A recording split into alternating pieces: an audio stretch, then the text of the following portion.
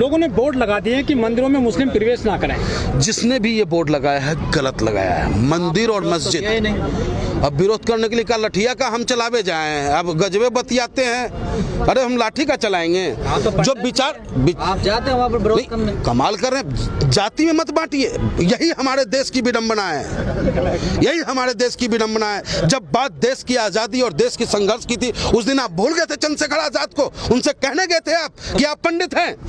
ये गलत बात है। जब नहीं जो छुट्टियां क्यों बना रखी आपने? हाँ, ये टीका हर हिंदू को लगाने का अधिकार है, चुटिया हर हिंदू को रखने का अधिकार है।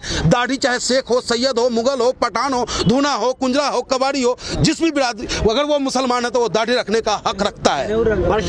जनेऊ सब हर कोई रख सकता है, आपको रखने का अधिकार है। इस पे कहीं कोई बैन नहीं है।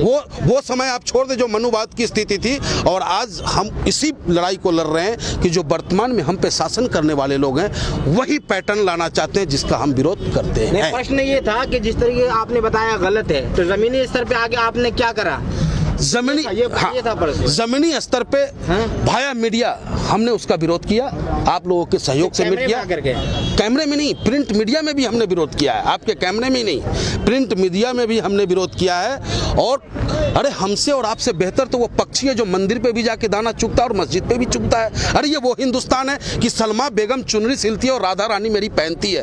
और पानी जल जीवन है साहब, जल जीवन है। अरे इस बैसाख के महीने में तो हिंदू वैसे भी मटका में जल बांटने का काम करता है और कहता है कि हमारा पूर्वज जो है। लोगों को समझाइए जाकर। जाते हैं साहब, हम गए हैं, डासना भी गए हैं, उस पीड़ित परिवार के पास भी हम गए हैं। आप देख सकते हैं प्रिंट मीडिया में, गाजियाबाद की मीडिया में आप देख सकते हैं। परिवार के पास जो लोग विरोध कर रहे हैं उनके पास गए थे, तुम गलत कर रहे हो, ऐसा क्यों कर रहे हो? उनके पास नहीं गए ना आप लोग? वहाँ पर गजब करते हो आप। चाहते हो कि एकदम आमने सामने लाठी भिरा दे? लोकतंत्र में कुछ है कि नहीं? आपको जंग करने के लिए कौन कह रहा है? जाके समझाते नहीं, बात रखते हैं। मेरा काम है अधिकारी को अधिकारी तक नहीं वही तो मैं कहना चाहता हूँ। अब जो आप कह रहे हैं कि आप सामने जाकर के नहीं बोले, मतलब ये आप जाके बात तो करें कम से कम। हम भाया मीडिया भाई, जब आपको पता है कि सत्ता संरक्षण प्राप्त ये गुंडे लोग हैं तो आप समझ सकते हैं कि क्या स्थिति है प्रदेश की। पर जब सेंगर जैसा बलात्कारी पूरे गवाह को खत्म कर देता है, तेल मालिश कराने वाला चिन्मय आनंद खुलेआम आज़ादी से घूमता है और वो बेटी जेल चली जाती है, तो इस सरकार से आप उम्मीद क्या रख सकते हैं? अरे हर भगवा चोले को बदनाम करने का ये प्रयास है, क्योंकि भगवा शांति का, एकता का संदेश देने का काम करता है। लेकिन वही भगवा पहनकर रावण भी आया था और माता सीता का हरण कर लिया था। उसी प्रकार आज उत्तर प्रदेश की जनता के मत का हरण इस योगी बाबा ने गेरुआ वस्त्र में करने का काम किया। मंदिर का महंत बोलता है कि सलीम क्यों आता है, सलमा क्यों नहीं आती यहाँ पर? गलत है। ऐसे जवान निकालने वालों का जवान काट लेना चाहिए। लेकिन ये लोकतंत्र है, लोकतंत्र के तहत जो भी कानूनी कार्रवाई होगी वो कराने का काम हम विपक्षी लोग करने। पानी पीने का जिस मंदिर का वाकया था उस मंदिर पे आप गए? बिल्कुल गए। नहीं, इस वाकये के बाद नहीं, इस वाकये के बाद नहीं जाना चाहिए। इस वाकये के बाद चले, आपका सजेशन है तो आपको साथ लेके हम चलेंगे। बिल्कुल चलेंगे, हम आपके साथ लेके चलेंगे। अभी चलेंगे आपके ऐसे अब कह दे और चल दे तो नहीं चलता है। हर चीज के लिए तैयारी की जाती है। आपको बाकायदा इन्विटेशन देंगे, हम आपको आमंत्रण करेंगे, आप चले मेरे साथ। पूरे हिंदुस्तान की जनता में आज आग है। मेरे सीने में न सही, तेरे सीने में सही, आग जलनी चाहिए। और आज हिंदुस्तान का नौजवान जो कल तक इस सरकार के बहकावे में आकर एक हर हिंदुस्तानी को कुचलता और पिटता देखता रहा। जब छात्र अपने हक की बात कर रहा था उस वक्त में उसे नक्सलाइट कहने का काम इस सरकार ने किया। जब हिंदुस्तान का मुसलमान एनआरसी के ऊपर सड़कों पे था तो उसे पाकिस्तानी कह करके हिंदुस्तान के दिमाग को डाइवर्ट करने का काम इस सरकार ने किया।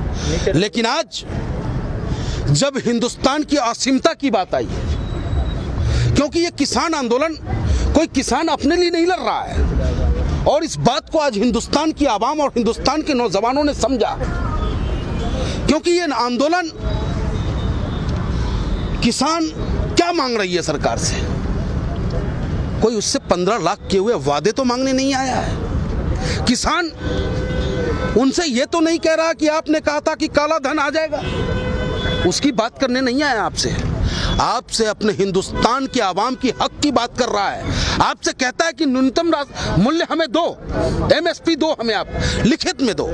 आप कहते हो कि था, है और रहेगा। What is dialogue? क्या था, क्या है, कहाँ रहेगा? कितने राज्यों में था MSP? दूसरा, हम आपसे मांगते हैं कि जमाखोरी पे दंडात्मक कानूनी कार्रवाई हो। जब जमाखोरी पे कानून नहीं होगा तो हिंदुस्तान की आम जनता जो है स्वतः ही पूंजीपतियों का गुलाम होगा 2 वक्त की रोटी के लिए।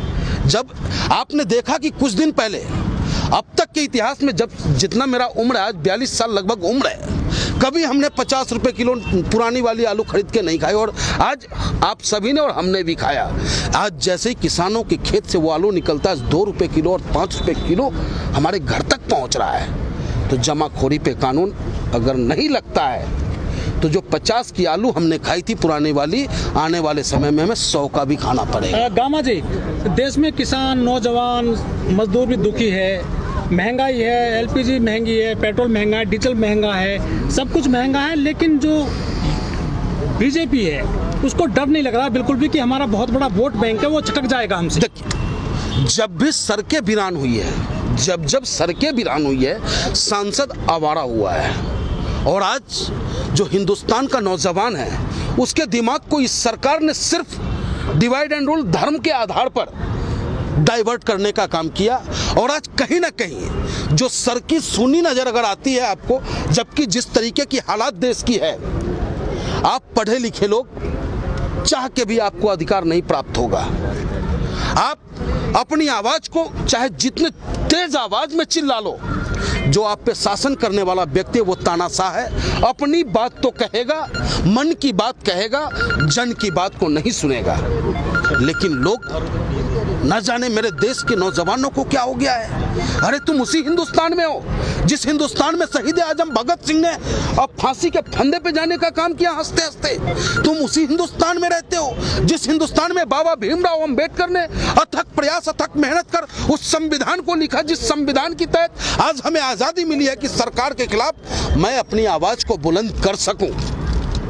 और ये वही देश है जिस देश में डॉक्टर राम मनोहर लोहिया जैसे नेता पैदा लिए, और उन्होंने कहा कि 5 साल तक जिंदा कौम इंतजार नहीं करता। जिसके रग में हिंदुस्तानी खन और दिल में हिंदुस्तान धड़कता है, तो वो किसान की आवाज में अपनी आवाज बुलंद करे।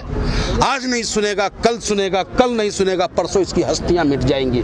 और इसकी बानगी पंजाब से शुरू हुई है और बंगाल से एक तूफान की तरह उठता हुआ नजर। जनता गुमराह हो गया था, क्योंकि हम बात करते थे इस एलिवेटेड रोड की, हम बात करते थे लखनऊ एक्सप्रेस वे की, लेकिन ये डपोर संखी, ये झूठे और मक्कार लोग बात करते थे रमजान की और शमशान की, ये बात करते थे कब्रिस्तान की ईद और दिवाली की, और हम बात करते थे विकास की।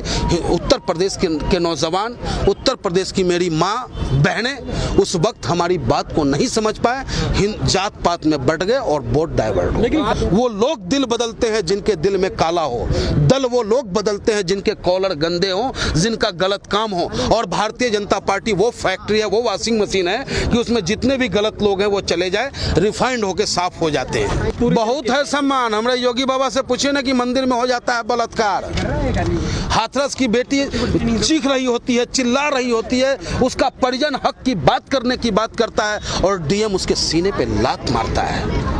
यह है हमारे उत्तर प्रदेश का रामराज। अगर यही रामराज्य है, बहुत हुआ बहन बेटी के साथ बलात्कार, बहुत हुआ बहन बेटी के साथ अत्याचार। भैया अब नहीं चाहिए हमें भाजपा सरकार। उत्तर प्रदेश की जनता चिल्ला चिल्ला कर कह रही है। अब इससे ज्यादा बेमिसाल क्या हो सकता है कि भाई अशोक वाटिका में तो माता सीता सुरक्षित रह गई, लेकिन इस योगी बाबा के शासन में मंदिर में मेरी माँ सुरक्षित नहीं रही।